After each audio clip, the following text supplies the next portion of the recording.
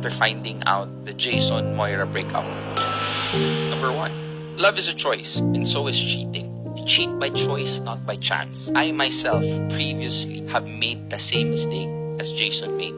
And that cheating is a cowardly way to show someone how little they mean to you. Sabi nga nila, infidelity is a symptom of an underlying problem. Either a symptom of two things. Number 1, pathology, which is an unresolved trauma or a dysfunction. Or emotional immaturity that pushes them to infidelity. When a cheater crossed the line of infidelity, they have already decided. Lahat ng mga nag-cheat, they know the consequences and the risk right before they do it. Cheating is not a mistake. It is a decision. It is a selfish act that derives from self-serving thoughts. Number 2, people that we love the most usually has the capacity to hurt us the most. What I mentioned that Jason was the reason why she was able to fall in love again, be able to trust again. That Jason was actually the guy who was able to make her feel safe, secured, and believed in forever to the extent na nagpakasal silang dalawa. But unfortunately, it was really not the case because the person that she vowed to love until the day that she died, the person that she loves the most, for sure is now the very reason why her heart is breaking. Her world is turning upside down right now.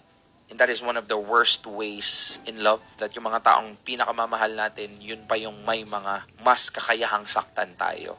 And I think that is the risk of what love is, in that that's the reason why we have to be extra careful to those people who loves us, and we have to be careful on who we trust and love in return. Number 3, some damages cannot be fixed by remorse, regret, or just by saying sorry.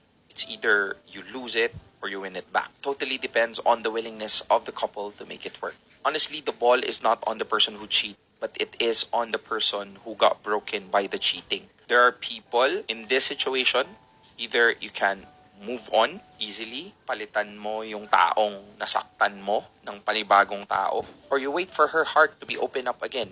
Number 4 lesson, the only reason why people break up is that when they don't choose each other in the end. That is the reason why a relationship basically is so difficult to maintain, because mahirap makatagpo ng isang taong pipiliin ka kahit anong mangyari at pipiliin mo din siya kahit anong mangyari. Pero one thing's for sure, na lahat ng taong nasa marriage have undergone extreme difficulties. Hindi mo pwedeng sabihin na yung mga lolo't lola natin hindi dumaan sa napaka matinding pagsubok sa relasyon nila. They did. Regardless of whatever the reason is, they stay and still remain at each other's side no matter what. Why? Because pinili pa rin nila ang isa't isa, at yun ang dahilan kung bakit hanggang ngayon sa tinagal-tagal sila pa rin ang magkasama. Number 5 lesson, people make mistakes, even a God-centered man.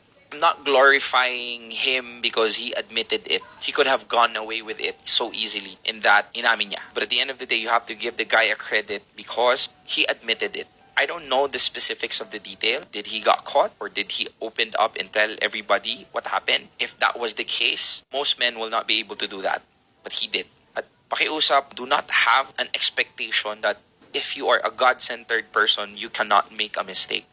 All of us are human beings. Even the Pope can make a mistake. Please do not prosecute them because of their faith. They still decide to believe, they still decide to worship, and they still try to live every single day of their life becoming better. But at the end of the day, there are times that we fail. Pwede mo silang husgahan kung ikaw mismo wala kang nagawang kasalanan. And I think nobody can say that to us. Number 6 lesson, hindi ka talaga makukontento kung ikaw mismo hindi ka pabuo. A person might feel limited or boxed in by life and the relationship that they're currently in. Regardless kung anong degree ng commitment, either they're married or magjowa pa lang, those people who hasn't been able to have fully become whole, nagiging curious pa sila kasi kulang pa kung anong meron yung nasa loob nila. That curiosity, which often leads to infidelity. And most of the time, this curiosity, the reason is that they seek validation, a form of self-exploration where infidelity introduces the individual to the stranger within. And last, naniniwala pa rin ako sa kasal.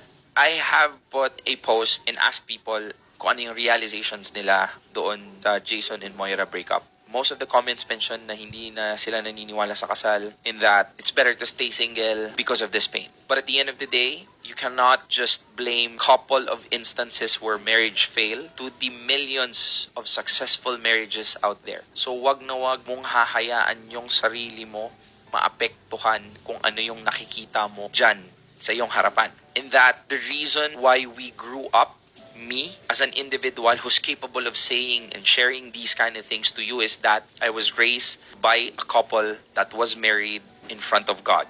And I would love to raise a kid with a wife that is in the sanctity of marriage in front of God. And that is one of the major reasons why I still believe sa